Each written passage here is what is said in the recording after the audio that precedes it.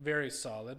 Didn't break on me, and got a little bit of, well, the husk a little bit kind of cracked here, so it looks like it could be kind of white. Interesting. All right, let's see. Oh yes, that is so pretty. That is really, really nice. I think it does have parallax banding, but won't know absolutely for sure until it's polished. And then we'll take a good long look at all these once they're all shiny. This one is, I think, my favorite one so far. It's so cool. Nice quartz in there too. Really, really pretty quartz. That one is really cool. I really like that one. Great colors in there.